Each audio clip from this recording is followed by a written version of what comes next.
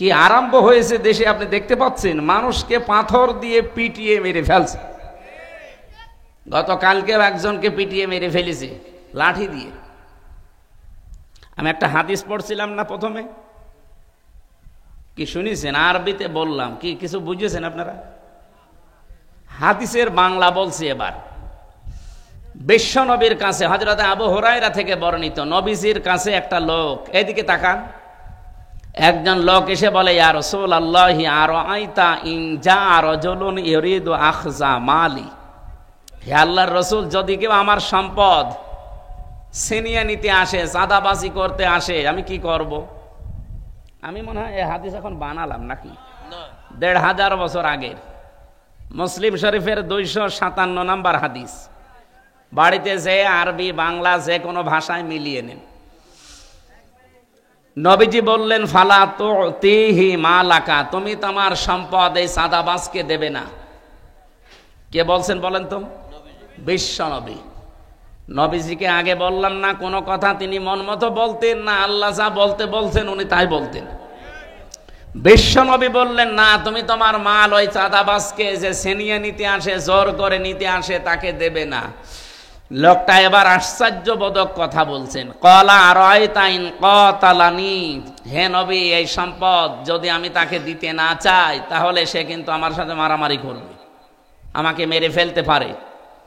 নবীজি বললেন, ক্বালা কাতিলহু, তুমিও তার সাথে মারামারি করো। এই হাদিস শুধু এই মাগুরা জেলার জন্য না সারা বাংলাদেশের জন্য আছে?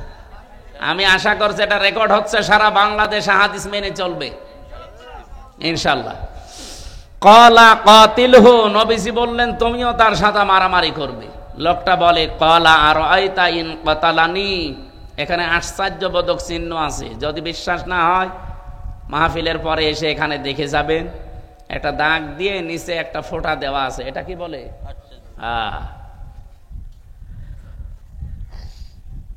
লোকটা বলে, ইয়া রাসূলুল্লাহ, কি বলেন আপনি? আমিও তার সাথে মারামারি করব, হাতাহাতি করব, যদি সে আমাকে মেরে ফেলে। বিশ্বনবী বলেন, ফা আনতা শাহীদুন, তাহলে তুমি শহীদ। আমরা মনে করি শুধু ধর্মের জন্য যুদ্ধ করে মারা গেলে শহীদ হয় না। শহীদ ৭ প্রকার মানুষকে শহীদ বলা হয়। কয় প্রকার? সুতরাং এই যে মাইলস্টোন, এই স্কুল এবং কলেজে যে ছাত্র ছাত্রীগুলো মারা গেছে সবগুলো শহীদ। আগুনে পুড়ে মরলেও শহীদ হয়, তারা সব আগুনে পুড়ে মারা যায়নি। যদি ঈমান থাকে আল্লাহ তাদেরকে শাহাদাতের মর্যাদা নসিব করেন, বলেন আমিন। এবার শেষ কথা বলছি। লোকটা বলে, ইয়া রাসূলুল্লাহ, ক্বালা আরাআইতা ইন কাতালতুহু, যদি আপনি কি বললেন এটা, যদি আমি তাকে হত্যা করে ফেলি, এই যে মারামারি ধস্তাধস্তি করতে গিয়ে যদি সে মরে যায়, নবীজি এবার বলেন, হুয়া ফিন্নার, সে জাহান্নামী। তোমার মাল ছিনিয়ে নিতে, ডাকাতি করতে বা চুরি করতে, চাঁদাবাজি করতে এসেছিল, তুমি দিতে চাওনি, মারামারি হয়েছে, তুমি মরে গেছো, তুমি শহীদ। আর যদি তুমি তাকে মেরে ফেলো তাহলে সে জাহান্নামী। এই হাদিসটা আজ বাংলাদেশে আমার মনে হয় যদি কার্যকারী থাকতো, ৯২% আমার নবীজির উম্মত, চাঁদাবাজি হওয়ার কথা বলেন। আমার ভাইরা, আমি যে শব্দ থেকে পর্যন্ত এসেছিলাম, আল্লামা সাঈদী শুধু নয়, এই পৃথিবীতে ইমাম আবু হানিফা রহমতুল্লাহ আলাইহি, ইমাম আহমদ বিন হাম্বল রহমতুল্লাহ আলাইহি, যত বড় বড় আলেমদের জীবনী আমি পড়ে দেখেছি, যতদিন তারা কোরআন শুদ্ধ করে পড়েছে, শুদ্ধ করে পড়ার পরে বুঝেছে, ব্যক্তিগত জীবন পারিবারিক জীবনে মেনেছে, কেউ শত্রুতা করেনি তাদের সাথে। যখনই বলেছে না আমি এটা মানাতে চাই, ব্যক্তি থেকে শুরু করে আন্তর্জাতিক জীবন পর্যন্ত আমি যেমন মানতে চাই, মানাতেও চাই, তখনই তাদের জেল হয়েছিল। কারো ৮ বছর, কাউকে রিমান্ডে নিয়ে এমন বেঁধে রেখেছিল যে হাত ডিসকানেক্ট হয়ে গেছে।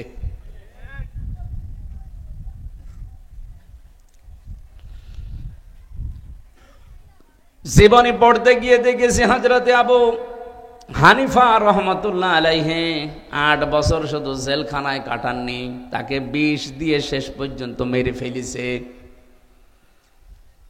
বাংলার মুসলমানেরা শুধু কোরআন শরীফ শুদ্ধ করে পড়ে যদি মনে করেন আমার হক আদায় হয়ে গেছে, কে বলেছে আপনাকে?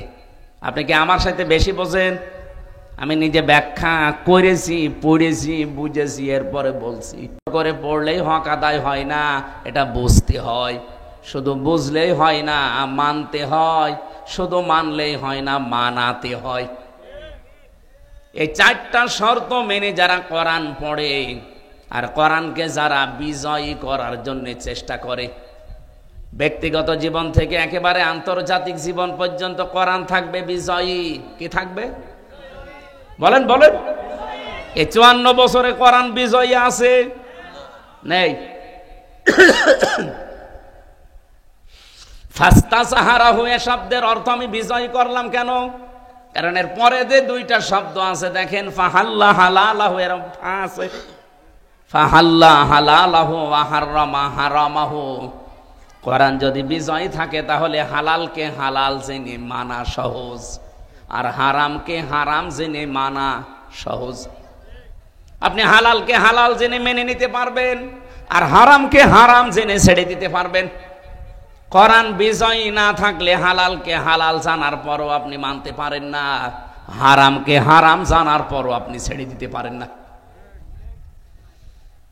কোরআন বিজয় না থাকলে আপনার এই যে অবস্থার ধারাবাহিকতা এমন আকাশ পাতাল হয়ে যায়। একজনের বেতন মনে করেন 2 লক্ষ টাকা, আর একজনের বেতন মাত্র 10,000, অথচ 2 জনেই এক জায়গায় থাকে, এক শহরে থাকে, ছেলে মেয়েও তাদের 2টা করে। বাস্তবতায় এখন যে লোকটার মাত্র 10,000 বেতন আর যার 2 লাখ, এই লোকটা করবে কি? কোরআন যে বিজয়ী থাকলে কি হয়? একজন গাছতলার, একজন একেবারে আসমানে থাকবে না। আজ কমিউনিস্ট পার্টি যারা করে তারা বলে যে কেউ 10 তলায় কেউ গাছতলায় হবে না, সব সমান করে দেব। ইসলাম এইটা চায়, কিন্তু ওদের মতো করে না। ইসলাম চায় যাকাত ভিত্তিক অর্থনীতির মাধ্যমে, ইসলাম চায় দানের মাধ্যমে, ইসলাম চায় সাদকার মাধ্যমে, ইসলাম চায় হক আদায় করার মাধ্যমে। আপনি 2 লক্ষ টাকা বেতন পাচ্ছেন, ও 10,000 টাকা বেতন পাচ্ছে, ঠিক আছে, কিন্তু আপনার ওই 2 লক্ষ টাকার ভেতরে অনেকগুলো জিনিসের হক লুকিয়ে আছে। আপনার বাড়িতে যে গোলা আছে, মনে করেন 50 মণ ধান, এই 50 মণই কি আপনার? ওর ভেতরে মুরগির খাবার আছে না? কথা বলেন না কেন? ফসল কাটলে আপনি সব বাড়িতে তুলে আনতে পারবেন না, ওখান থেকে ওসর দেওয়া লাগবে। এই জন্য ইসলাম যদি বিজয় না থাকে সেখানে এই অবিচারটা হয়। এই যে পুলিশদের ওপরে যেটা হচ্ছে, আজ এসপির বেতন মনে করেন 70,000 টাকা, আর কনস্টেবলের বেতন 8,000 টাকা, অথচ 2 জনই থাকে এক জায়গায়, ছেলে মেয়ে 2 জন, ওনারও 2টা, এরও 2টা। এ এখন বাম হাতের ইনকাম করতে বাধ্য হবে না ছোটখাটো? ইসলাম থাকলে এটা করতে দেবে না।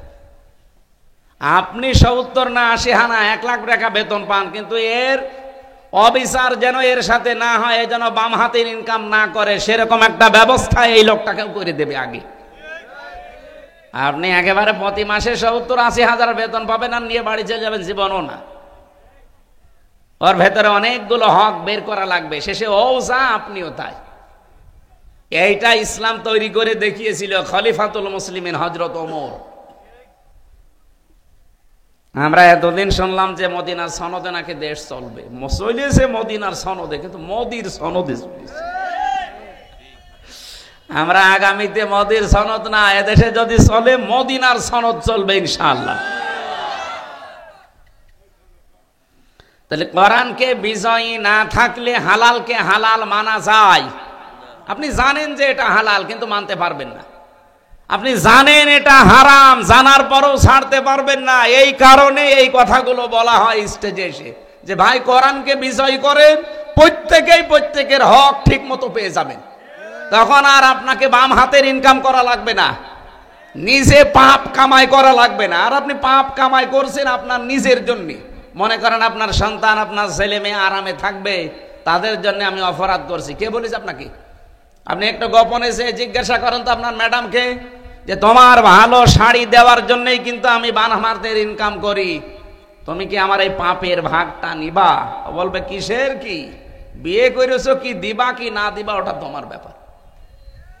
দুনিয়ায় যদি এ কথা বলে, ও মরে গেলে তো আপনার পরিচয় দেবে না।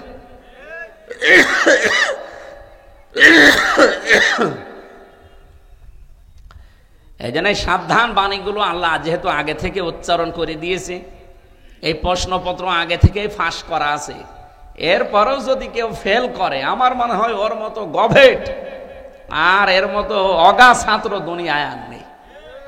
আমরা এরকম গভেট হব? অপদার্থ। সচেতন হবার চেষ্টা করছি।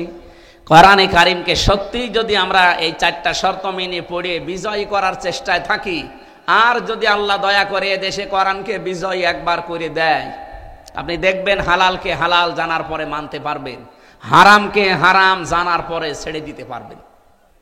কি হবে শেষে? নবীজি বলেন আদখালাহুল্লাহুল জান্নাহ, আল্লাহ তাকে জান্নাতে দিয়ে দিয়েছে। না জান্নাতে দেবে? দিয়েছে। আদখালা এটা মাঝি, এটা মাঝি অতীতের শব্দ। নবীজি মোজারে দেননি যে বর্তমান ভবিষ্যৎ। এখন আমার প্রশ্ন, আমরা তো এখনো মারা যাইনি, জান্নাতে চলে গেলাম কি করে? হাদিসের ব্যাখ্যা হচ্ছে এটা, সত্যিই যদি আপনি কোরআন শুদ্ধ করে এই যে 4টা শর্ত মেনে পড়তে পারেন, মান করাল কোরআনা ফাস্তাজাহারাহু, আর কোরআনকে বিজয় করার চেষ্টায় থাকেন। আর আমার তো মনে হয় 92% মুসলমানের এই দেশে, অন্য 8% মানুষ যদি নাও চেষ্টা করে, আমরা 92% মানুষ চেষ্টা করলে ইসলামে দেশে কায়েম হয়ে যাওয়ার কথা, কোরআনে কারিম বিজয়ী হয়ে যাওয়ার কথা। যদি কোরআন বিজয়ী হয়ে যায়, তাহলে আপনি হালালকে হালাল জেনে মানতে পারছেন, আর হারামকে হারাম জানার পরে ছেড়ে দিতে পারছেন।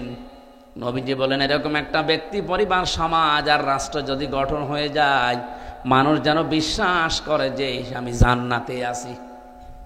যে সমাজে আপনি যাকাত ভিত্তিক অর্থনীতি দেখতে পাবেন, তখন চুরি থাকবে না, ডাকাতি থাকবে না, চাঁদাবাজি থাকবে না, মানুষ অভাবের তাড়নায় মানুষের ঘরের শীত কাটবে না।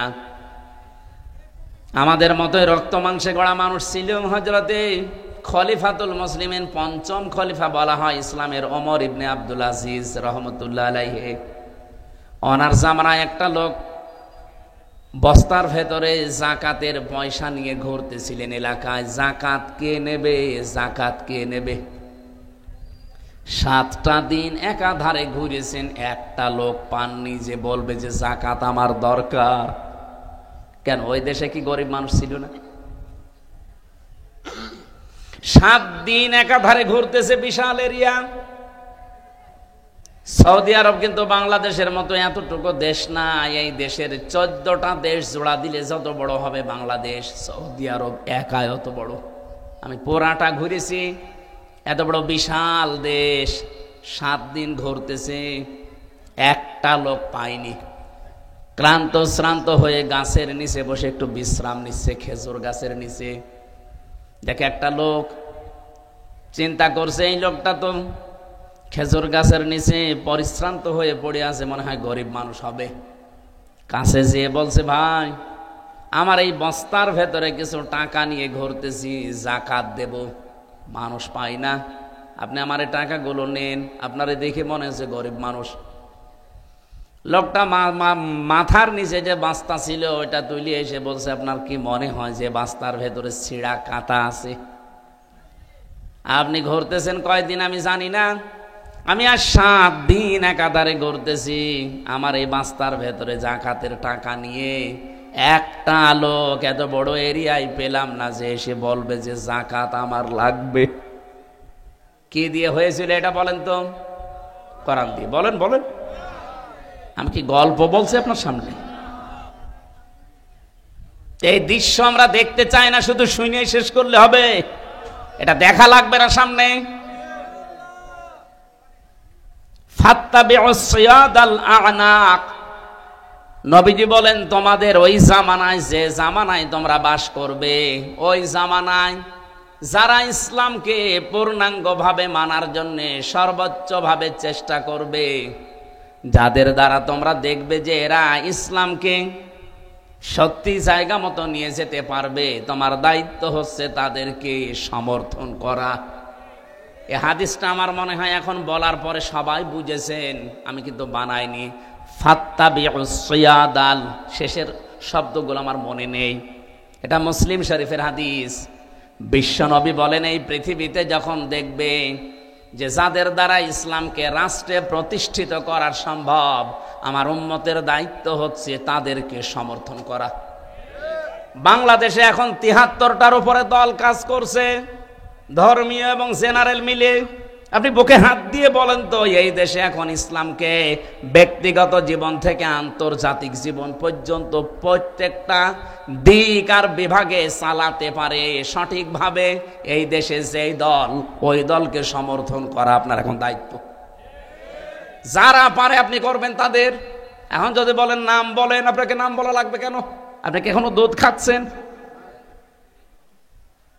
৭৩টা দলের ভেতরে কোন দল ব্যক্তিগত জীবন থেকে আন্তর্জাতিক জীবন পর্যন্ত ইসলাম দিয়ে চালাতে পারে এরকম সব জায়গায় যাদের লোক আছে, আপনি দেখেন না কেন? অর্থনীতি বোঝে এরকম মানুষ কোন দলে আছে? ইসলামী অর্থনীতি। ইসলামী অর্থনীতির ভেতরে তো ২৮টা ভাগ আমি পেয়েছি। আপনি ইসলামী ব্যাংকে যাবেন, দেখবেন মোশারাকা, মোদারাবা, মোরাবাহা, বায়ে সালাম, বায়ে ইস্তেসনা, বায়ে মুআজ্জাল, বায়ে ওয়াহেদা। আমার সবগুলো মনে নেই, আমি পড়েছি। ২৮টার উপরে এরকম নিয়ম আছে। ইসলামকে যদি কেউ অর্থনীতিতে ইবাদত হিসাবে মনে করে, এই নিয়মগুলো মানা লাগবে। অথচ এই নিয়মটা বাংলাদেশে কোন ব্যাংকে আছে? কতগুলো ব্যাংক এই দেশে কাজ করছে বলেন? আপনি সোনালী ব্যাংকে পাবেন না, রূপালী ব্যাংকে পাবেন না, অগ্রণী ব্যাংকে পাবেন না, চৈতালি ব্যাংকে। চৈতালি ব্যাংক আছে? ও চৈতালি ব্যাংকও হবে কয়েকদিন পর। কোন ব্যাংকে আমি পাইনি। ইসলামী ব্যাংকে আছে, কিন্তু যতদিন জাকাত ভিত্তিক অর্থনীতি এই দেশে রাষ্ট্রীয়ভাবে কায়েম না হবে, ততদিন এই দেশে ফেরেশতাও যদি ব্যাংক চালায়, তাও সঠিকভাবে চালাতে পারবে না। এর ভেতরে আবার কয়েকটা ক্যাটাগরি আছে, কারণ আছে, ওগুলো আপনাদের জানার দরকার নেই। শরিয়া বোর্ড আছে, তারা নিয়ন্ত্রণ করছে, গোনা হলে তাদের হবে। আপনি এ পর্যন্ত থাকেন। এখন বলেন, আপনি নামাজকে ইবাদত মনে করলেন, কারণ এই যে এশার নামাজ পড়ে আসলাম, সর্বোচ্চ ১৩ থেকে ১৫ মিনিট সময় লেগেছে। কয় মিনিট? এই ১৫ মিনিট যদি কেউ ইবাদত মনে করে, আপনার জীবন কি শুধুমাত্র এই ২৪ ঘন্টায় ১৫ মিনিট? বলেন বলেন। এখনো ২৩ ঘন্টা ৪৫ মিনিট সময় আপনার হাতে আছে। তো ওই সময়টা এরকম নামাজের মতো ইবাদত করা লাগবে না? এর ভেতরে যদি ৮ ঘন্টা আপনি ব্যাংকে ডিউটি করেন, ওই ৮ ঘন্টাও এই নামাজের মতো ইবাদত মনে করা লাগবে। কখন হবে ওইটা? যখন জাকাত ভিত্তিক অর্থনীতি এই দেশে কায়েম থাকবে আর ব্যাংক চলবে ইসলাম দিয়ে। এখন চলছে। এই যে পুলিশ ৮ ঘন্টার জায়গায় আজকে ২৪ ঘন্টা ডিউটি করছে, এর এই ২৪ ঘন্টায় নামাজের মতো ওই ১৫ মিনিটের মতো ইবাদত হওয়া লাগবে। কি কথা বলেন না কেন? আমি কিছুক্ষণ আগে টয়লেটে গিয়েছিলাম, পেশাবখানায়। পেশাব করে ওযু করে আসতে মনে করেন আমার ১০ মিনিট লেগেছে। আমি যাবার সময় আল্লাহুম্মা ইন্নী আউযু বিকা মিনাল খুবুসি ওয়াল খাবাইস পড়লাম। বের হওয়ার সময় গফরানাক আলহামদুলিল্লাহিল্লাযী আযহাবা আন্নিল আযা ওয়া আফানি। আল্লাহ, একটা কষ্টদায়ক জিনিস তুমি আমার ভেতর থেকে বের করে দিলে, এই জন্য তোমার শুকরিয়া। আর আমি যে এতক্ষণ ৮-১০ মিনিট আমি তো কিছু করতে পারিনি, একটা নাপাক জায়গায় বসেছিলাম, এই কারণে আমি তোমার শুকরিয়া আদায় করতে পারিনি। বের হয়ে আমি তওবা করছি। কি বললাম? গফরানাক, আমি মাফ চাচ্ছি। তে ৮-১০ মিনিট আমার পুরাটা এখন ইবাদত। এক কথা বলেন না কেন? আমি যে ১৫ মিনিট এশার নামাজ পড়লাম আর ওই ১০ মিনিট টয়লেটে ছিলাম, এই ২৫ মিনিটই কি? কেউ কি বলতে পারবে যে এই ১৫ মিনিট ইবাদত আর ওই ১০ মিনিট ও খারাপ জায়গায় ছিল, কিসের ইবাদত? পারবে বলতে? কারণ আমি নবীজির সুন্নত অনুযায়ী গেছি, বাম পা দিয়ে আর ডান পা দিয়ে বের হয়ে এই দোয়া আগে পরে পড়েছি। তাহলে নামাজে যে 15 মিনিট পড়াটা যদি এবাদত হয়, এই 10 মিনিটও আমার এবাদত। বাকি জীবনে আর যত সময় আছে এ সময় এবাদত হবে না। আপনাকে কে বলেছে? এবাদতের বাইরে আমার জীবনে কোনো সময় নেই। কথা বুঝতেছেন? কেউ যদি স্ত্রীকে শাসন করার জন্য 4 কারণে মারে, ওই 4 কারণে মারাও এবাদত। মাগুরা জেলায় তো বউ পেটানোর অভ্যাস নেই নাকি? হ্যাঁ, পেপার খুললে এ জেলার নামও পাওয়া যায়। 4 কারণে স্ত্রী পিটানো জায়েজ আছে। পিটানো মানে মারা। 1 নম্বরে যদি ফরজ নামাজ না পড়ে, 2 নম্বরে যদি ফরজ রোজা না রাখে, 3 নম্বরে যদি ফরজ পর্দা যেটা এটা না করে, 4 নম্বরে স্বামীর জায়েজ হুকুম যদি না মানে। কিন্তু 4 জায়গায় মারা হারাম। এই মাথায় মারা যাবে না, মুখে মারা যাবে না, বুকে মারা যাবে না, আর পিঠে মারা যাবে না। এ মাজা থেকে শুরু করে পা পর্যন্ত লাঠি হবে কোদালের আষাঢ়ি, 1 বিঘত পরিমাণে, তাও আবার নিজের হাত দিয়ে ধরা লাগবে। অনেকে বলে পিলাস দিয়ে ধরে বড় করে নেব। 1 বিঘত পরিমাণে লাঠি নিজের হাত দিয়ে ধরে, আমার মনে হয় যাদের বউ আছে মমতাজের মতো, ওরে যদি আপনি আস্তে করে এরকম, ও বলবে আমার কাঁতু কুতু লাগছে। ওর কি লাগার কথা? এদিকে তাকা। এই যে 4 কারণে মাজা থেকে শুরু করে পা পর্যন্ত আপনি হালকা মৃদু আঘাত করলেন, এই আঘাতটা ওই নামাজের 15 মিনিটের মতো এবাদত। এই আপনি দাঁড়ান কেন? আর একবারও দাঁড়াবেন না। সে যায় শেষ হোক, আর দাঁড়াবেন না। আমার ভাইরা, আমার যে নির্ধারিত একটা আয়াত পড়েছিলাম, একটা গুরুত্বপূর্ণ মেসেজ আজকে 9টা পয়েন্টের ওপরে আমি দিতে চাই। আগে এই হাদিসটার ব্যাখ্যাটা শেষ করে নেই। তাহলে নবীজি যখন বললেন যে তারা যেন জান্নাতে চলেই গেছে, এই কারণে বলেছিলেন, কারণ যেখানে হালালকে হালাল জেনে মানা যায়, হারামকে হারাম জেনে ছেড়ে দেওয়া যায়, ওটা আর দুনিয়া থাকে না, ওটা মিনি জান্নাত হয়ে যায়। মনে হবে যে আমি জান্নাতে আছি। এতটুকু পর্যন্ত শেষ না, এর পরে আরো কথা। আশাফাহু ফি আশারাতিম মিন আহলি বাইতিহি কুল্লুহুম ক্বাদ ওয়াজাবাত লাহুন নার। আল্লাহ পাক বলেন, নবীজি বলেন, আল্লাহ তাকে এমন 10 জনের ব্যাপারে সুপারিশ করার অনুমতি দেবে যাদের জন্য জাহান্নামে যাওয়া ওয়াজিব হয়ে গিয়েছিল। এমন মানুষকে সে সুপারিশ করে শুধুমাত্র কোরআনের এই বিধানগুলো মানার কারণে আল্লাহ তাকে জান্নাতে নেবার সুযোগ করে দেবেন। আমি সহ যারা এখানে এসেছি হাদিসটা মানার জন্য আজকে থেকে চেষ্টা চালাবো, ইনশাআল্লাহ। আরো জোরে বলেন ইনশাআল্লাহ। দরুদ আর সালাম পাঠের মাধ্যমে সূরা মুহাম্মদ একটা মাত্র আয়াত পড়েছি। কোন সূরা? বলেন বলেন। সূরা মুহাম্মদের মাত্র একটা আয়াত পড়েছি। আমাদের নবীজির নাম মুহাম্মদ, ওনার নামে আল্লাহ এই সূরাটা নাজিল করেছেন। রব্বুল আলামিন বলেন, আল্লাযীনা আমানু ওয়া সাদ্দু আল্লাযীনা কাফারু ওয়া সাদ্দু আন সাবিলিল্লাহি আযাল্লা আমালাহুম। একটু খেয়াল করে শুনবেন ভাই, কিন্তু অনেক কষ্ট লাগে একটা সাবজেক্ট বানাতে। আজকের আলোচনার বিষয় হচ্ছে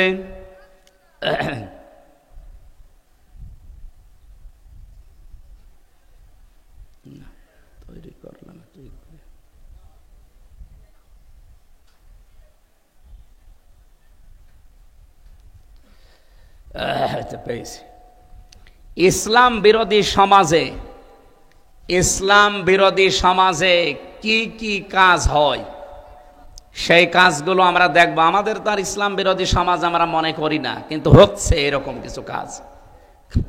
সূরা মুহাম্মদের আয়াতের ভেতরে আল্লাহ 1 নম্বরে দিয়েছেন আল্লাযীনা কাফারু, যারা কাফের, ওয়াসাদ্দু আন সাবিলিল্লাহ, এবং আল্লাহর পথ থেকে যারা মানুষকে ফিরিয়ে রাখার জন্য সর্বাত্মক চেষ্টা চালায়। কি হবে তাদের? আদাল্লা আমালাহুম, আমি আল্লাহ নিজে তাদের যত ভালো কাজ আছে সব নষ্ট করে দেব।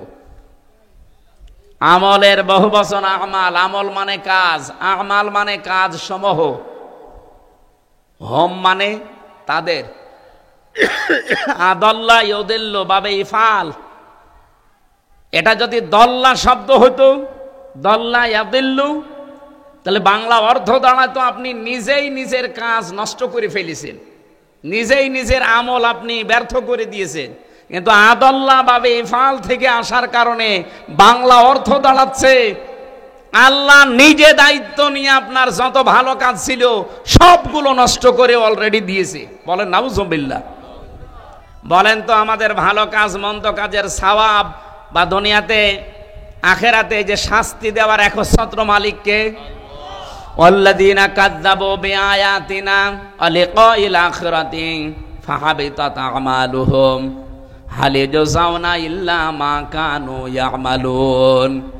সূরা আরাফের 147 নম্বর আয়াতে আল্লাহ জানিয়েছেন, যারা আমার আয়াতকে যারা মিথ্যা মনে করে, আমার সাথে সাক্ষাৎ হবে এটা যারা বিশ্বাস করে না, হাবিতাত আমালুহুম, তাদের জীবনের যত আমল, ভালো কাজ মন্দ কাজ, সব ভালো কাজগুলো আমি আল্লাহ নষ্ট করে দেই। হাল ইয়াজজাউনা ইল্লা মা কানু ইয়ামালুন, আমি যদি কারো আমলের পুরস্কার না দেই তে কে আছে তোমাদের আমলের পুরস্কার দেবে? আর যাদের উপরে ভরসা করে বসে আছো তাদেরই আমলের পুরস্কার কে দেবে?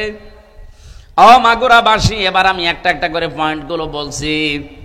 দুনিয়াতে যারা কুফরি করেছে আল্লাহর আয়াতের সাথে, আল্লাহর বিধানের সাথে, এবং আল্লাহর পথ থেকে মানুষদেরকে যারা দূরে সরানোর জন্য বিভিন্ন কলা কৌশল অবলম্বন করে, যতগুলো রাস্তা তারা হাতে নেয়, যতগুলো কর্মসূচি হাতে নেয়, তার এক নম্বরে কোরআনে কারিমে সূরা লোকমানের ভেতরে আল্লাহ একটা দিয়েছেন, ওয়া মিনান নাসি মাই ইয়াশরি মিনান নাসি মাই ইয়াশতারি লাহওয়াল হাদিস লিয়ুদিল্লা আন সাবিলিল্লাহি বিগাইরি ইলম ইলা আখিরি আয়াত। আল্লাহ পাক বলেন, মানুষের ভেতরে অনেক মানুষ এমন আছে এরা অনর্থক কথাবার্তা ক্রয় করে নিয়ে আসে টাকা পয়সা দিয়ে, গান বাজনা, সিনেমা, থিয়েটার, নভেল, নাটক, উপন্যাস, বিভিন্ন বাজনা যেগুলো শয়তান ব্যবহার করে, এরকম কিছু টাকা পয়সা দিয়ে তারা কিনে নিয়ে আসে, এমন অনুষ্ঠানগুলো খরিদ করে, মেলা লাগিয়েছে, অথবা এমন একটা নাম দিয়েছে যেখানে ওই জিনিস পাওয়া যায় না, বৃক্ষ মেলা নাম দিয়েছে, বৃক্ষ নেই, শিশু মেলা নাম দিয়েছে, শিশু নেই, শুধু শিশুর খালারা আর মামারা, এরকম মেলা নেই। নাম দিয়েছেন আপনি শিশু মেলা, কই শিশু কই? বই মেলা নাম দিয়ে এমন এমন বইগুলো সেখানে আমদানি করে যেগুলো পড়লে আরো মানুষের চরিত্র খারাপ হয়। এই সমস্ত কাজ কারবার যারা টাকা পয়সা দিয়ে করে, কেন করে জানো? এদের উদ্দেশ্য হচ্ছে এই কাজের দ্বারা তারা আল্লাহর বিধান থেকে, আল্লাহর পথ থেকে দূরে সরে থাকবে। আজ বাংলাদেশে বহু মুসলমান এই ধান্দায় এই কাজগুলো করে, গানের অনুষ্ঠান সাজিয়েছে, মেলা দিয়েছে, এমন এমন জিনিসপত্র খরিদ করে, ক্রয় করে, টিভি, সিডি, নভেল, নাটক, এমন বই নিয়ে আসে যেগুলোর দ্বারা দুনিয়া আখিরাতে কোনো উপকার নেই, শুধু ক্ষতি ছাড়া। ওদের উদ্দেশ্য হচ্ছে এগুলো মানুষ ক্রয় করবে, পড়বে, নিয়ে আসবে, সময় নষ্ট হবে, আল্লাহর পথ থেকে দূরে সরে থাকবে। আল্লাহর আয়াতকে তারা হাসি ঠাট্টা বানায়। তাহলে ইসলাম বিরোধী যত সমাজ ব্যবস্থা আছে পৃথিবীতে, সেখানে এই কাজটা এক নম্বরে হয়, আর এটা বাংলাদেশে নেই। এই কথা বলে না কেন? এগুলো কাফেররা আর কয়জন করছে? নামধারী মুসলমানরাই বেশি করছে। কারণ 92% মুসলমান আমরা। কাফের আর কয়জন আছে এই দেশে? 100 জনের মাত্র 8 জন আছে কাফের। তারা তো এত মুসলমানকে খারাপ কাজে লাগাতে পারে না, পারছে আমাদের ভেতরে নামধারী কিছু ইমানদার মুসলমানেরা, যারা আল্লাহর পথ থেকে মানুষকে সরানোর জন্য অনর্থক এই জিনিসপত্রের আয়োজন করে। 2 নম্বরে তারা শুধু আয়োজন করে শেষ করে না, তারা আল্লাহর পথে বাধা দেওয়ার জন্য উঠে পড়ে লাগে। এটা সূরা হামিম সিজদার 26 নম্বর আয়াতে আপনি এই তথ্যটা পাবেন। ওয়াকালাল্লাযীনা কাফারু লা তাসমাউ লিহাযাল কুরআন ওয়ালগাউ ফীহি লাআল্লাকুম তাগলিবুন। ওই জামানায় কাফেরেরা বলতো সব চলতে দাও, কিন্তু মোহাম্মদ যেখানে কোরআন আলোচনা করে ওইটা শোনাও যাবে না, চলতে দেওয়াও যাবে না। আজ তো হয়তো ১৫০০ বছর আগের সেই সময় নেই, সময় পাল্টিয়েছে। আজ আয়ামে জাহিলিয়াতের যুগ নেই, কিন্তু এই বাংলাদেশে আমরা এখন দেখতে পাই কোরআনের সঠিক কথা বলতে গেলে রাজনীতি হচ্ছে, এই কথা বলেই সে অনুষ্ঠানও বন্ধ করে দেয়। আমার মনে হয় এরা যদি নবীর জামানায় থাকতো এরা নবীকেও বাধা দিত। ইসলাম বিরোধী সমাজে এই কাজটা হয়, তারা কোরআনের আলোচনা শুনতে রাজি না। সব চলুক, কোরআনের সঠিক কথা বলতে গেলে বিভিন্ন নাম দিয়ে সেটা বন্ধ করে। এটা অন ইসলামিক সমাজে এই কাজগুলো হয়। আমি কিছু মানুষের জীবন দেখে আশ্চর্য হয়ে গেছে। এই যে বাইরে কয়েকদিন আগে ছিলাম মালয়েশিয়াতে, সিঙ্গাপুরে, থাইল্যান্ডে, এরাও আমাদের মতো রক্ত মাংসে গড়া মানুষ। আল্লাহ যে একজন আছে এ মানুষগুলো জানে না। এমন এমন জায়গায় গিয়েছিলাম যে দেখি এক বাজারে কুকুরের বাজার, কুকুর জবাই করে মাথা রেখে দিয়েছে, মনে হচ্ছে ছাগলের মাথা। বিড়াল বেঁধে গেছে, 15-20টা বিড়াল বেঁধে গেছে, জবাই করবে। ব্যাং 4-5 কেজি ওজনের ব্যাং, এক একটা ব্যাং প্রায় 7-8 হাজার টাকা, 2000 টাকা কেজি। কাঁকড়া এই 1.5 কেজি 2 কেজি ওজনের কাঁকড়া। এরপরে শামুক। আমি একজনকে জিজ্ঞাসা করছি এই মাথাগুলো কিসের? মজা হুজুর ডগ। ডগ মানে কইত। এরা মানুষ। আল্লাহ রসুল পরকাল মরে যাওয়ার কোনো চিন্তা নেই। রাত 1:30, 2টা, 3টার সময় আসতাম হোটেলে ফিরে, দেখি ওই বাজারে বয়ফ্রেন্ড, এই গার্লফ্রেন্ড, এক হাতে মদের বোতল, এক হাতে সিগারেট, আর বুকের ভেতরে বান্ধবী। বলেন নাউজুবিল্লাহ। আর পোশাক আশাক তো আল্লাহ রসুল জানে কি পরে না পরে। এই যে কঠিন অবস্থা এদের জীবন হচ্ছে, এই রাত 11:30, 12টা থেকে শুরু করে এরা ওই একেবারে ফজরের আজান দিলে আবার যার যার ঘরে চলে যায়, সারাদিন ঘুমায়, আবার রাত 11টা 12টায় আসে। কি জীবন বলেন তো এদের। আল্লাহ সেই তুলনায় অন্তত ভেতরে হালকা পাতলা ইমান তো আমাদের দিয়েছে। আর এমন একটা দেশে আছি যেখানে অন্তত আমরা 100 ভাগের, এই সিঙ্গাপুরের মতো 95 জন অমুসলিম না, 5 ভাগ মাত্র মুসলমান ওই দেশে। আর আমরা এখানে 92 ভাগ একাধারে আমরা মুসলিম। এরপরও যদি অন ইসলামিক সমাজে যে কাজগুলো হয় এখানে সেই কাজগুলোই হয়। ওদের ভেতরে আর আমাদের ভেতরে পার্থক্য কি? ওরা সরাসরি কুকুর খাচ্ছে, বিড়াল খাচ্ছে, আর আমরা সরাসরি গরু খাচ্ছি, ছাগল খাচ্ছি। অন ইসলামিক সমাজে এই কাজগুলো হয় যে কোরআনে বাধা দেয়, বিভিন্ন অনর্থক জিনিসপত্রের আমদানি করে, গান বাজনা বলেন, সিনেমা, নভেল, নাটক, থিয়েটার, উপন্যাস, এগুলো আমদানি করে মানুষকে আল্লাহর পথ থেকে তারা দূরে সরানোর চেষ্টা চালায়। 3 নম্বরে পেয়েছি তারা গরিবদেরকে শত্রু মনে করে। এই দেশে এখন গরিবদেরকে শত্রু মনে করে। এখন মনে করেন কি বলেন আপনি, গরিবদেরকে শত্রু মনে করে মানে?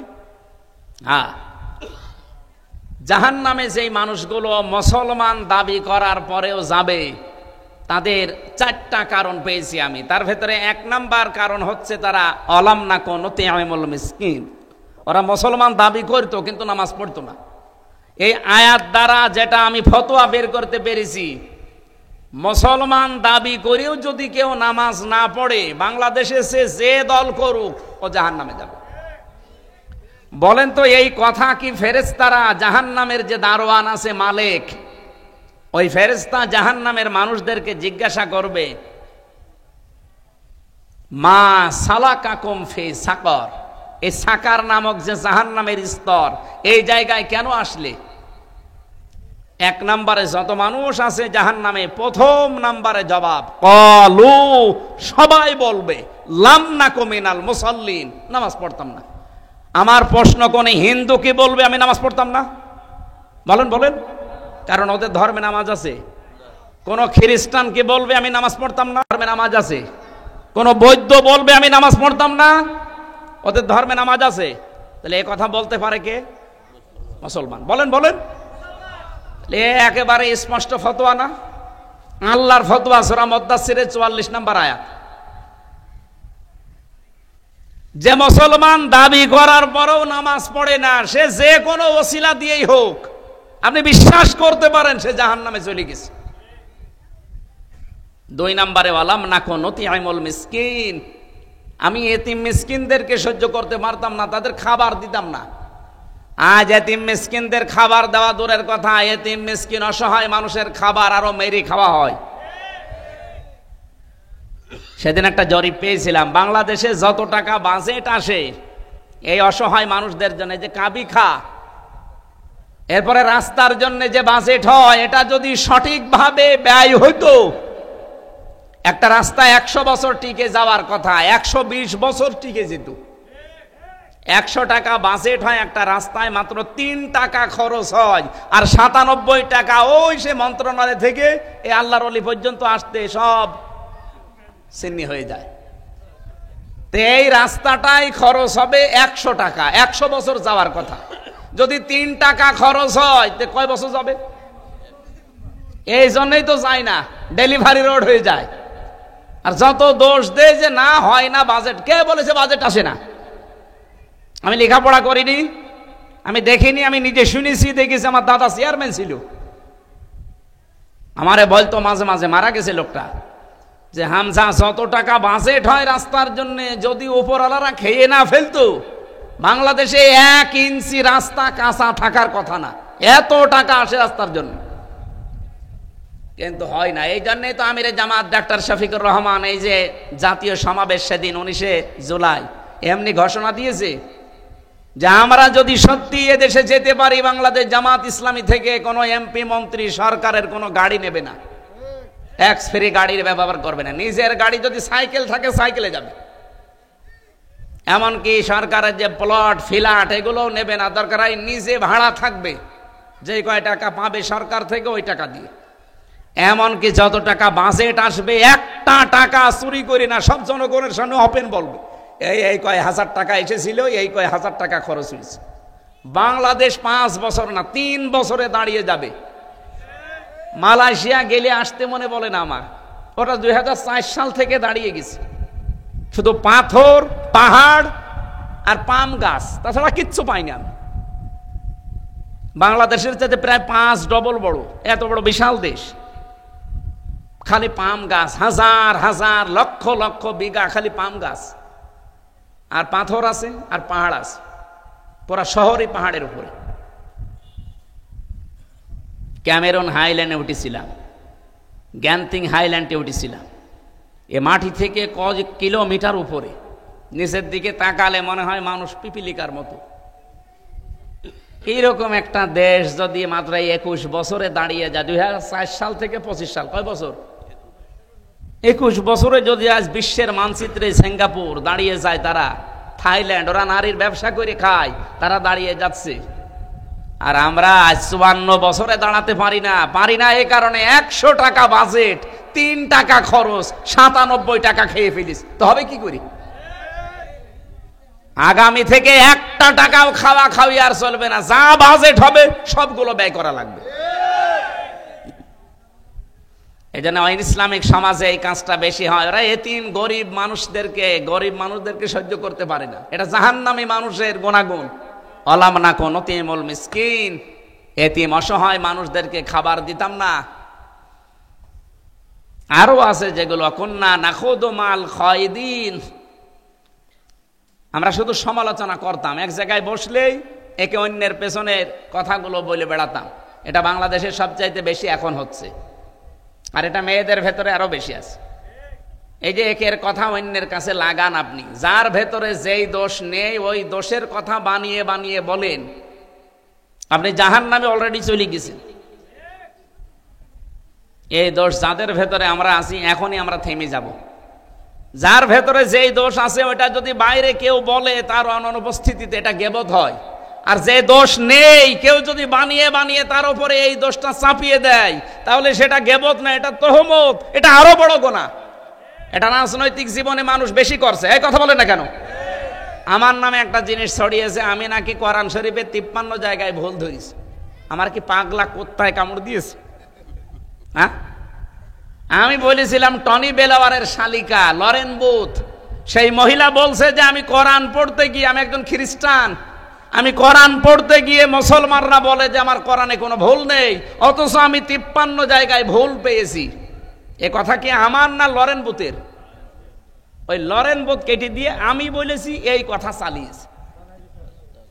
অনেক নেতা খেতাকে দেখলাম তারা এই কথাটা সামনে এনে বলছে এ হামসার ওয়াজ শোনায় জায়েজ নেই, ও কোরআনে ভুল ধরিস। ওরে শয়তান, কার দোষ কার উপরে চাপিয়ে দিচ্ছে বলো তো? আমি যদি নিজে অপরাধ করতাম তো আমার উপরে দোষ চাপিয়ে দিলে আমি মেনে নিতাম। আমি তো, আমার দোষ না, আমি তো কোরআনকে আরো উপরে তুলেছি। ওই মহিলা শেষে কিন্তু মুসলমান হয়েছে। ও বলছে শেষে আমার জীবনেরই ভুল ধরা পড়ে গেল। যেখানে ভুল ধরি দেখি তার পরের আয়াতে ওর জবাব আল্লাহ 1500 বছর আগেই দিয়ে দিয়েছে। শেষে 53 জায়গার পরে এসে আমি আমার বাপ দাদার ধর্ম, এই খ্রিস্টান ধর্ম বাদ দিয়ে ইসলাম গ্রহণ করে মুসলমান হয়ে গেছি। আমি কি কোরআনকে ছোট করেছি না বড় করেছি? আর আমার নামে কি চালিয়েছে যে ও কোরআনে 53 জায়গায় ভুল ধরেছে, ওর পেছনে নামাজ হবে না, ওর ওয়াজ শোনা হারাম। আমার মনে হয় যে লোকটা ফতোয়া দিয়েছে ও জীবনে পেশাব করে পানি নিয়েছে কিনা আল্লাহ ভালো জানে। কি ফতোয়া দেয়! জাহান্নামে যাওয়ার কিন্তু এটা কারণ, যেই দোষ যে করে না তার উপরে যদি কেউ ওই দোষ চাপিয়ে দেয়। বাংলাদেশের রাজনৈতিক অঙ্গনে এখন সবচেয়ে এটা বেশি হচ্ছে, একে অন্যকে ঘায়েল করার জন্য। আল্লাহ তুমি আমাদের এই দেশের নেতা খেতাদেরকে একটু হেফাজত করো, বলেন আমিন। আরো জোরে বলেন আমিন। আকন্না নুকাজ্জিবু বিয়াউমিদ্দিন, 4 নম্বরে তারা বলবে আমরা কিয়ামতে বিশ্বাস করতাম না, মিথ্যা মনে করতাম। বহু মানুষের চরিত্র আমাদের এই, কিয়ামতে যে জবাব দেওয়া লাগবে আল্লাহর সামনে দাঁড়িয়ে, এটা আমরা বিশ্বাস করি না। এর পরের পয়েন্টে পেয়েছিলাম তারা সম্পদ খরচ করে ঠিক, কিন্তু সম্পদ খরচ করতে গেলেই বাধা প্রাপ্ত হয় আল্লাহর পথে খরচ করতে গেলে। এরপরে পেয়েছি বিদ্রোহকারী যারা। 29 নম্বর আয়াতে আছে সূরা মুতাফফিফিনের, ইন্নাল্লাযীনা আজরামু কানু মিনাল্লাযীনা আমানু ইয়াদহাকুন। এই মানুষগুলো যখন ইমানদার মানুষদের সামনে দিয়ে পেছনে দিয়ে হেঁটে যায়, একটু দূরে যেয়ে শুধু এদের বিদ্রূপ করে, ঠাট্টা করে, উপহাস করে, উল্টাপাল্টা নাম তাদের নামের আগে পরে লাগিয়ে দেয়।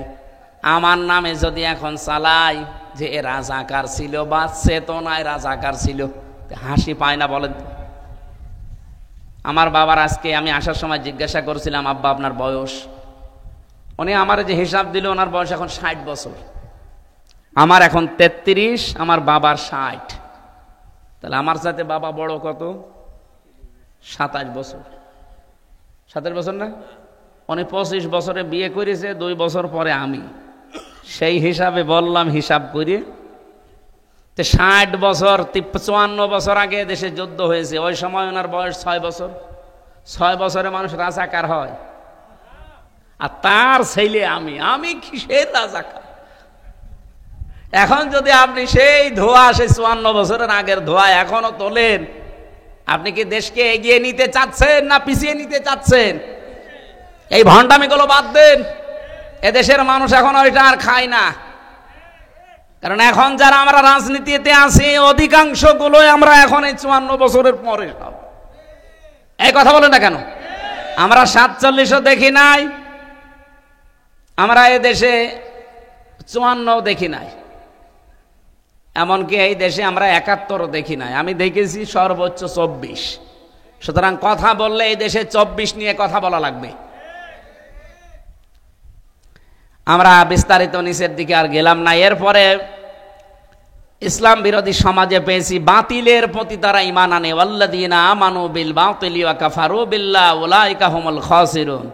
6 নম্বরে পেয়েছি মুখে মুখে তারা ঈমান আনার কথা বলে কিন্তু তাদের অন্তরে ঈমান নেই। সূরা বাকারার 8 নম্বর আয়াতে এটা আছে।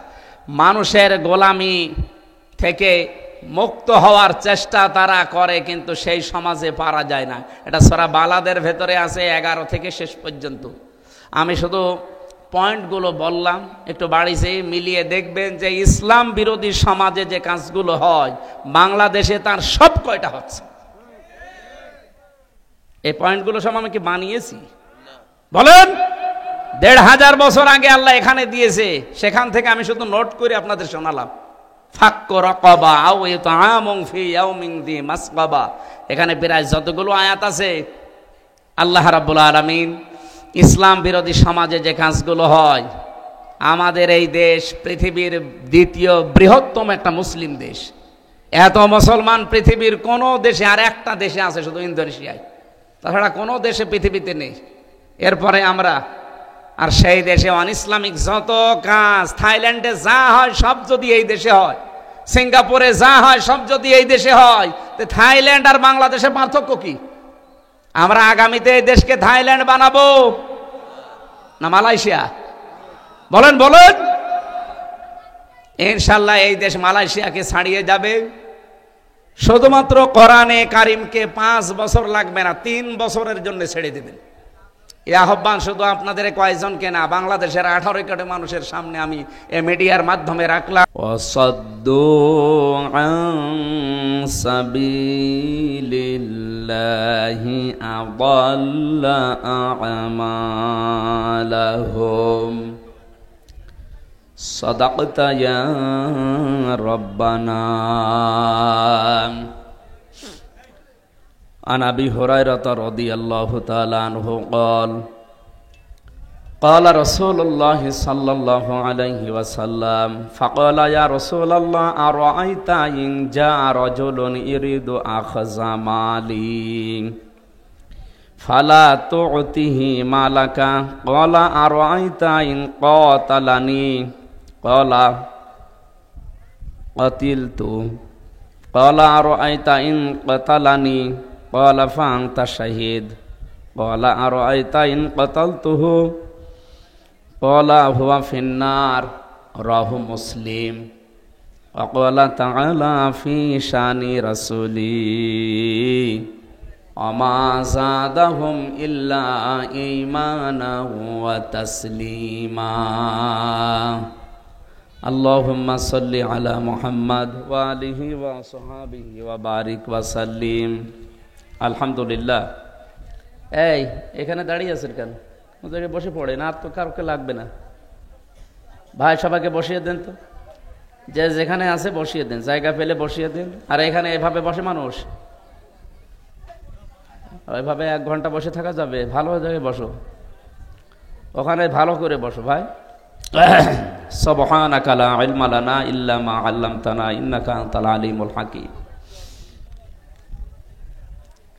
বাংলাদেশের ঐতিহ্যবাহী জেলা এটা মাগুরা, শ্রীপুর থানার অন্তর্গত, শ্রীনগর নাকি সদর থানার অন্তর্গত কালীনগর হাফিজিয়া মাদ্রাসার উদ্যোগে মহাবিশ্বের মহাবিশ্বয় আমাদের মালিকের মুখের পবিত্র বাণী কোরআনে কারীম তাফসীরুল কোরআন মাহফিলের স্বনামধন্য সভাপতি হযরত মাওলানা মোহাম্মদ আলী আতালাল্লাহু উমরাহু ওয়া বারাকাল্লাহু ফি হায়াতি, বলেন আমিন।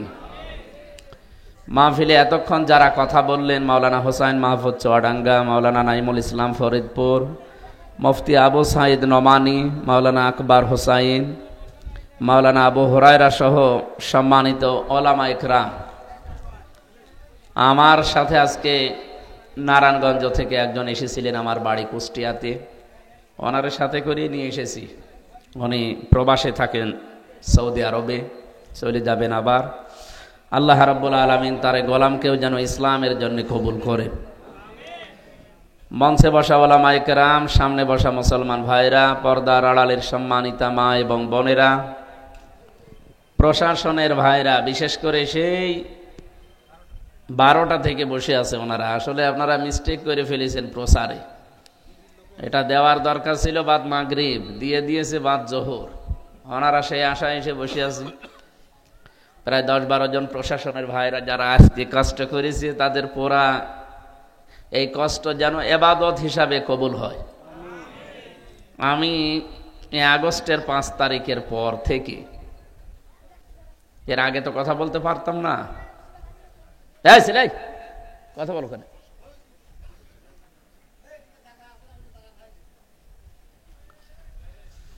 কয়েকটা অনুষ্ঠানে আমি বলেছি, বাংলাদেশের প্রশাসনে বিশেষ করে অন্য যে বিভাগগুলো আছে সবগুলো বাদ, পুলিশ প্রশাসনে যারা আছে, আমি বারবার আহ্বান জানাচ্ছি এবং সামনেও জানাবো জোরালো ভাবে ইনশাআল্লাহ,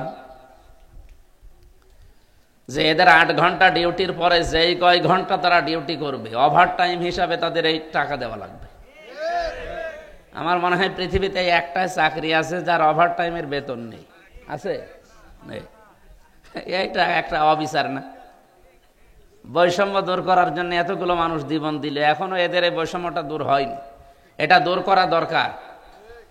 ওনাদের যিনি দায়িত্বে আছেন, সর্বোচ্চ আইজি এবং স্বরাষ্ট্র উপদেষ্টা যিনি আছেন, তাদেরকে সহ বিশেষ করে আমাদের দেশের অভিভাবক এখন যিনি আছেন ডক্টর মোহাম্মদ ইউনূস, 2 নবীর নাম নিয়ে আপনি বসে আছেন, মোহাম্মদ আর কি ইউনূস। 2টা নবীর নাম, অন্তত যে কোনো একটা নবীর কাজ তো করা লাগবে।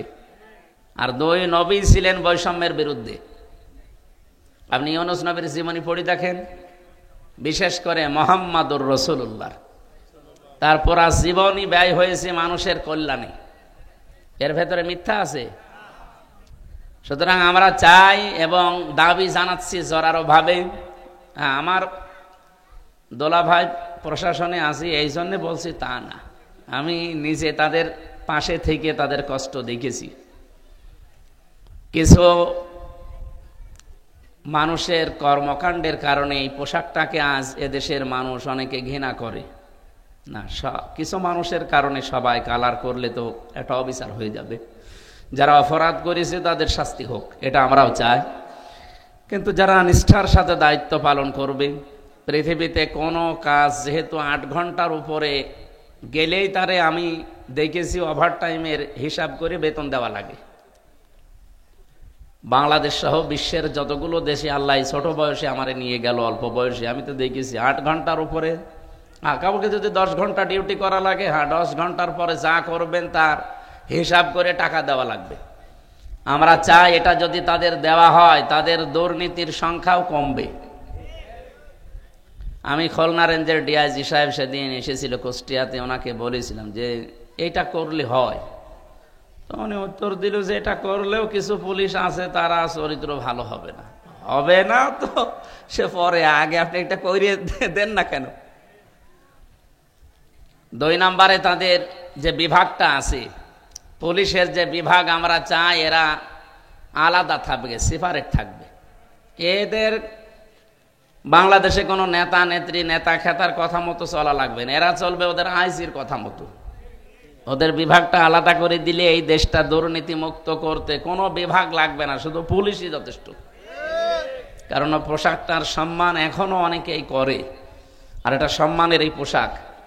আল্লাহ তাদের 2টা চোখকে যে জাহান্নামে দেবে না, তার হাদিস হচ্ছে যারা রাতের বেলা নিজের অপরাধের কথা স্মরণ করে কাঁদে, আর যারা জনগণের জান মাল ইজ্জত আবরু হেফাজতের জন্য রাত জেগে থাকে। বলেন সে যা দিনের বেলা 12টা থেকে এসে এখন 11:30 12টা বাজবে, তাহলে মানে 24 ঘন্টা আজকে তাদের ডিউটি পালন করা চলছে। তো 8 ঘন্টার পরে তো যা করলো, এখনো তো কয় ঘন্টা ডিউটি করেছে? 16 ঘন্টা বেশি, 3 24 না? তো এই 16 ঘন্টার টাকা তো তাদের সরকার দেবে না। আমরা এটা আহ্বান জানাচ্ছি, তাদের আল্লাহ রসুল তো যা দেওয়ার দিয়েছে এবং সামনে দেবে, কিন্তু দুনিয়াতেও যেন তাদের এই বৈষম্য দূর করি, সহজ এবং সরল জীবনে ফিরে যাওয়ার তৌফিক দেশের দায়িত্বশীল মানুষদেরকে আল্লাহ সম্মতি দান করেন, বলেন আমিন। প্রশাসনে যারা এসেছেন তাদেরকে ধন্যবাদ জানাচ্ছি।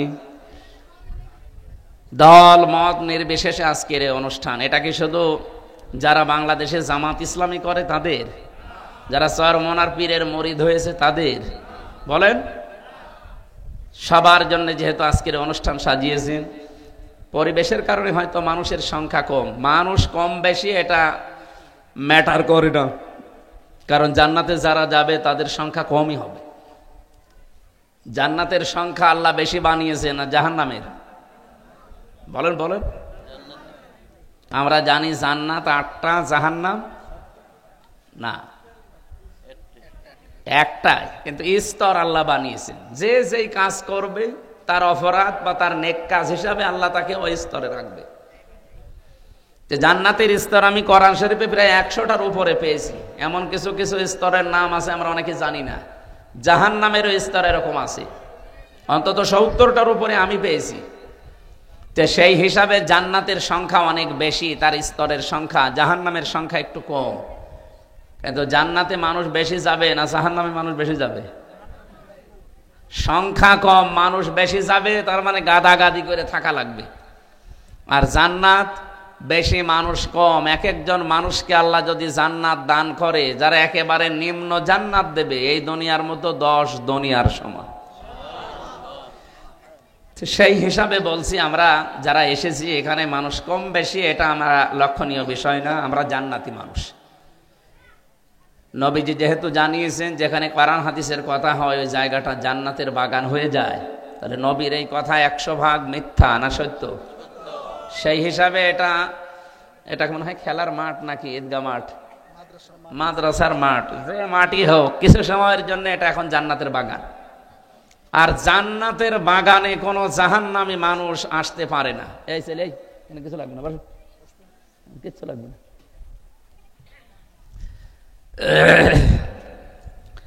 জান্নাতের বাগানে কোনো জাহান্নামী মানুষকে আল্লাহ ঢুকতে দেবে না। খালিদিনা ফিহা লা ইয়াবগুনা আনহা হিওয়ালা। কোরআন জানিয়েছে যদি আল্লাহ জান্নাতে কাউকে প্রবেশ করায়, তাকে আর কোনোদিন আল্লাহ বের করে দেবে না, আর সে বের হতেও চাইবে না। তো এটা যদি জান্নাতের বাগান সত্যি আমরা বিশ্বাস করি, জাহান্নামী কোনো মানুষ এখানে আসতে আল্লাহ দেবে? বলেন বলেন। তার মানে এই আয়াত এবং হাদিস দ্বারা বিশ্বাস করতে পারি এটা যা আছি আমরা সবাই জান্নাতি। না, আজকে থেকে আর নামাজ কালাম দরকার নেই, জান্নাতে তো চলেই গেছি। না, জান্নাতে চলে গিয়েছি, টিকিয়ে রাখার জন্য আপনাকে মাস্ট বি, অবশ্যই এই পৃথিবীতে নামাজ রোজার যে শিক্ষাগুলো আছে এখানে নেওয়া লাগবে। যেহেতু এটা মাদ্রাসার মাহফিল, বিশ্বনবী জানিয়েছেন মান করাল কোরআনা ফাস্তাসাহারাহু, যে ব্যক্তি কোরআন পড়ে আর কোরআনকে এজহার করার চেষ্টা করে। এজহার মানে আমরা এই যে মাদ্রাসায় মনে হয় এনারা পড়ায় যে এজহার, একলা, বেদগাম, একফা পড়ায় না? এজহার মানে শুধু স্পষ্ট না, এজহার মানে বিজয় করা, এজহার মানে দাঁড় করানো, এজহার মানে কায়েম করা, এজহার মানে স্পষ্ট করা তো আছেই। তাহলে এজহারের যতগুলো অর্থ আমরা পাই প্রায় 33টার উপরে আছে, আমি পেয়েছি। তার একটা অর্থ হচ্ছে এজহার মানে বিজয়ী করা। কোরআন যারা পড়ে আর কোরআনকে বিজয়ী করার জন্য চেষ্টা করে, এ বাংলাদেশে কি সবাই এই লাইনে আছে? এই জবাব দেন। এটা ক্লাস চলছে কোরআনের। আমার বিশ্ববিদ্যালয়ে আমি এভাবেই ক্লাস করেছি, বিশেষ করে ডক্টর লোকমান, ওনার এক একটা শব্দের ব্যাখ্যা এইভাবে করত। এই জন্য কখন 45 মিনিট চলে যায় আমরা টেরই পেতাম না। আর আমি এমনও স্যারের ক্লাস করেছি, ঘন্টা পার হয়ে যাচ্ছে, ও ছাতা কি বলছে ও নিজেও বোঝে না, আমিও বুঝি। অন্তত আপনি আধা ঘন্টা শোনেন, এখান থেকে যেন আধা ঘন্টায় কিছু নিয়ে বাড়ি যাওয়া যায়, ঠিক আছে না? তাহলে কোরআন যারা পড়ে এবং কোরআনকে যারা এজহার করার চেষ্টা করে, বলেন এই যে দেশে এখন প্রায় 18 কোটির উপরে মানুষ, 92% আমরা মুসলমান, অন্য ধর্মের কথা বাদ দিলাম, আমরা যারা এই 92% মুসলমান, এই দেশে কোরআন অন্তত না পড়লেও বিশ্বাস করি না? বলেন বলেন। কিন্তু হাদিসের দ্বিতীয় শব্দ কি? ফাস্তাসাহারাহু। এই যে মাঝখানে ফা আছে, ফা আরবি গ্রামার অনুযায়ী, বালাগাত মানতেক অনুযায়ী আমি 19টা অর্থে ব্যবহার পাই। এখানে আজকের মাহফিলের সভাপতি উনি মনে হয় সহসুপার না সুপার, অবশ্যই কামেল পাস, অনার্স মাস্টার্স করা, নাই তো ওই জায়গায় যেত না। এখানে যারা মাদ্রাসার দায়িত্বে আছে অবশ্যই দাওরা পাস নাই কামেল পাস। এই ফা শব্দটা 19টা অর্থে আসে। আমি 13 নাম্বার কায়দায় পেয়েছি বালাগাত মান্তিকের ভেতরে। আপনার নবীজি আন্দাজে তো কোনো শব্দ মুখ দিয়ে বের করার কথা না, আমাদের মতো কি বাঁচাল নাকি, যা মনে আসে তাই বলে। ওমা ইয়ানতিকু আনিল হাওয়া ইন হুয়া ইল্লা ওয়াহয়ু ইউহা। বিশ্বনবী কোনো কথা বলেন না যতক্ষণ জিবরাইল তাকে কিছু না বলে। জিবরাইল ওই পর্যন্ত একটা কথাও আমাদের সামনে নবীজির সামনে বলে না যতক্ষণ আল্লাহ জিবরাইলকে বলতে না বলে। তার মানে নবীজি যা বলেছেন কার কথা, ডাইরেক্ট ইনডাইরেক্ট সব আল্লাহর কথাই। কোরআন শরীফটা ডাইরেক্ট, আর নবীজি যেগুলো বলেছে হাদিস আমরা মনে করি ওটা ইনডাইরেক্ট। মাতলো গয়রে মাতলো বলা হয়। একটু ভালো করে খেয়াল করেন, ফাস্তাযহারাহু এ শব্দের মাঝে ফাটা কেন দিয়েছেন তিনি? কোরআন শুধু পড়লেই হবে না, কোরআন যদি কেউ 4টা বিষয় খেয়াল করে পড়ে, কোরআন যদি কেউ শুদ্ধ করে পড়ে। এখানে যেহেতু কোরআন শব্দটা এসেছে, আমি ব্যাখ্যা পড়তে গিয়ে দেখলাম পুরা কোরআন শরীফের ভেতরে কোরআন পড়ার ব্যাপারে আল্লাহ 3টা শব্দ দিয়েছেন, গরা, রাতালা আর তালাওয়া। এই 3টা শব্দের অভিধান দেখেন, 4টা বিষয় পাবেন। আমি অনেকগুলো অভিধানের কিতাব দেখেছি, এর অর্থ বের করার পরে পরে মিলালাম তাফসিরের সাথে হাদিসের সাথে, পুরাপুরি আমি পাইনি।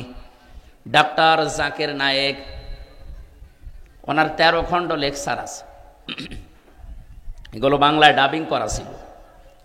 পরবর্তীতে আমি একটা লেকচারে দেখি এই শব্দের ব্যাখ্যায় তিনি 4টা বিষয় নিয়ে এসেছেন। কেউ যদি কোরআন শরীফ শুদ্ধ করে পড়তে চায়, কমপক্ষে তার 4টা শর্ত মানা লাগবে। 1 নম্বরে তার শুদ্ধ করে পড়া লাগবে।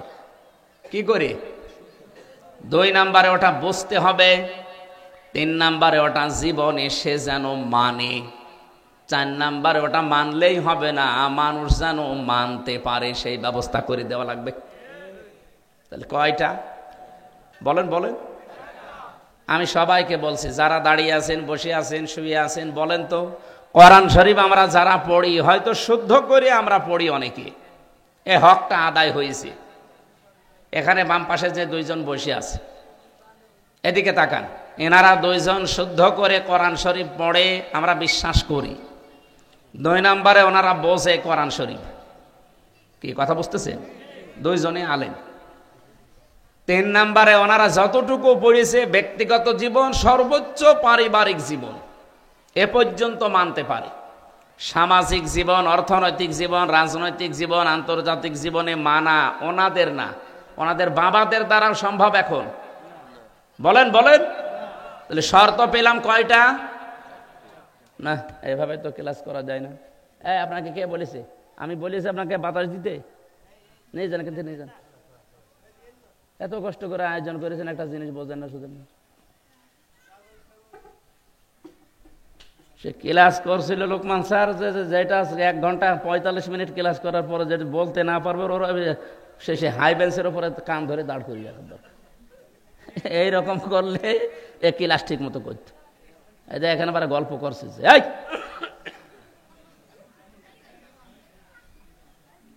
অ্যাক্টিভ হওয়া লাগবে ভাই। না এই নাই মেখান থেকে যাও।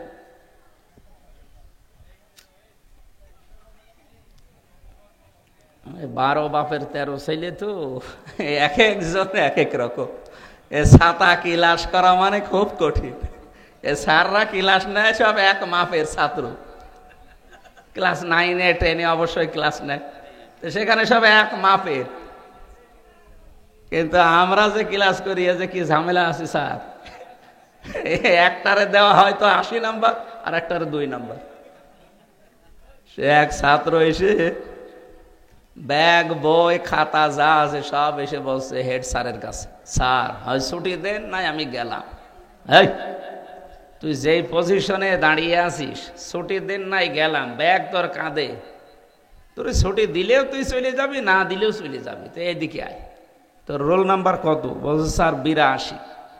ক্লাসে ছেলে মেয়ে কয়টা? বলছে 82টা। ও তুই এইরকম ছাত্র, 82টা ছেলে মেয়ে ক্লাসে, ওর রোল নাম্বার 82। ও খুব ভালো ছাত্র, ওর জীবনের কোনো এম আছে, কোনো উদ্দেশ্য আছে? ও আসে মা বাবার ভয় আর ওই চলে যায়। এরকম ছাত্র হলে হবে?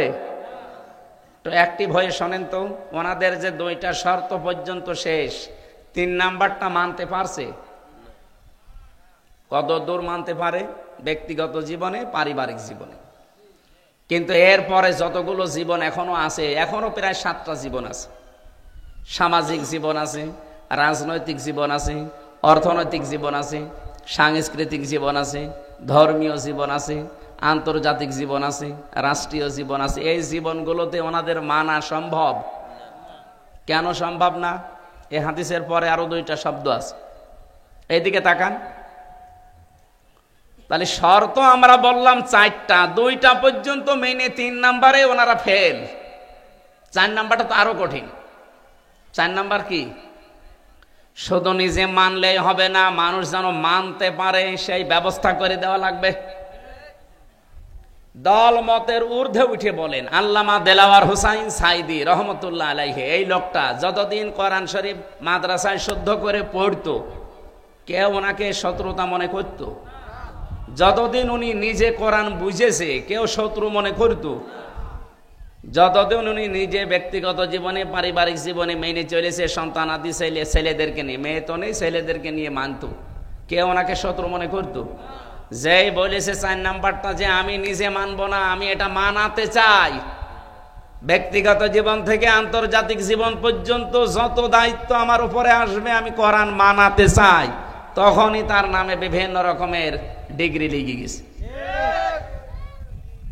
প্রথম 3টা মানতে গিয়ে কেউ কিছু বলে না। 4 নাম্বারটা যেই শুরু করেছে তখন তিনি রাজাকার, তিনি ধর্ষক। এমনকি ওনার মামলায় এমন মহিলাকেও ধর্ষণ মামলার আসামি করে নিয়ে আসা হয়েছে। তারা মহিলাকে প্রশ্ন করছে, তাজুল ইসলাম, অ্যাডভোকেট তাজুল ইসলাম, উনি বলছে এই মেয়ে, এই যে মাওলানা সাইদি, উনি কি তোমাকে ধর্ষণ করেছে? জি হ্যাঁ। তোমার জন্ম তারিখ কত? 1975 সালে। ধর্ষণ করেছি 1971 সালে। 71 সালে ধর্ষণ করেছে, তোমার জন্ম 75। ওটা কি রুহের জগতে? ওই দিনই ওনার মামলা ঢিসমিস হয়ে যাওয়ার কথা না? কিন্তু না, ওই যে কালা মানিক বিসি উড়ে গেছে। এমনি তো বিসি উড়ে যায়নি।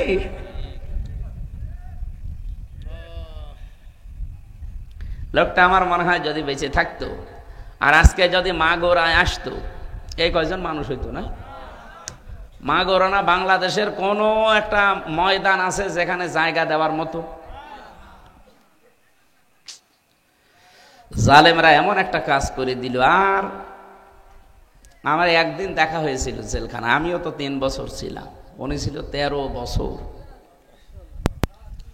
একদিন হালকা 10 মিনিটের জন্য দেখেছিলাম, তারপরে আর পাইনি। পরের দিন শুনলাম যে উনি মারা গেছে।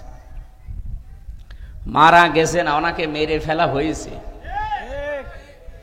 আমরা চাচ্ছি এই 54 বছরে, শুধু 15.5 বছর না, 54 বছরে যত অবৈধ হত্যা হয়েছে বিভিন্ন কায়দায়, বিচারের নামে আর বিচারের বাইরে, সব হত্যার বিচার করা লাগবে। তাহলে আগামীতে কেউ আর এরকম উল্টা পাল্টা হত্যা করতে পারবে না। এই বৃষ্টির ভেতরে সাজিয়েছে, এখন বৃষ্টির সিজন, কখন বৃষ্টি নেমে যায় জানা যায়, বলা যায় না। এই জন্য আমরা শেষ করে দিয়েছি। সামনে তাহাজ্জুদের নামাজ, ফজরের নামাজ, কর্মজীবন আছে। যতটুকুই শুনেছি এই ক্লাসটা তুমি আমাদের জীবনে আমল করার তৌফিক দাও। আজকের মাহফিলের সভাপতি একজন আলেম মানুষ, বাম পাশে আরেকজন আলেম বসে আছে। আল্লাহ আলেমদেরকে আলেম হিসাবে কবুল করো। যত আলেম এখানে কথা বলেছে আল্লাহ আলেমদেরকে তুমি মঞ্জুর করো। বিশেষ করে প্রশাসনের যে ভাইগুলো আজকে কষ্ট স্বীকার করেছে, এদের জীবনের অভাবগুলো দূর করে দাও। এদের স্বভাব তুমি হযরতে ওমরের মতো বানিয়ে দাও। আল্লাহদের মা বাবা স্ত্রী পুত্র আত্মীয় স্বজন ছেড়ে বাংলার বিভিন্ন প্রান্তে যারা দায়িত্ব পালন করে, বাংলার এই প্রশাসনকে তুমি কবুল আর মঞ্জুর করো আল্লাহ। এই দেশটাকে আল্লাহ যেন আমাদের সম্মতি দান করেন, বলেন আমিন। আল্লাহুম্মা আমিন। লা ইলাহা ইল্লা আনতা সুবহানাকা ইন্নী কুনতু মিনাজ জালিমিন। রব্বুল আলামিন, রাত 12টা প্রায় বেজে যাচ্ছে। আজ 2 দিন আমি অসুস্থ হয়ে পড়ে আছি হাসপাতালে। খুব কষ্ট করে হলেও আজকে এখানে এসেছিলাম। ঘন্টাখানেক কথা বলবো মনে স্থির করেছিলাম, 1 ঘন্টা 15 মিনিট হয়ে গেছে। যতটুকুই বলেছি আল্লাহ তুমি আমাদের জীবনে সেট করে দাও। এ সুন্দর আয়োজন করতে গিয়ে তিনবার তারা বাধাপ্রাপ্ত হয়েছে প্রাকৃতিক দুর্যোগের কারণে। এরপরেও তারা কোরআনে কারিমের অনুষ্ঠান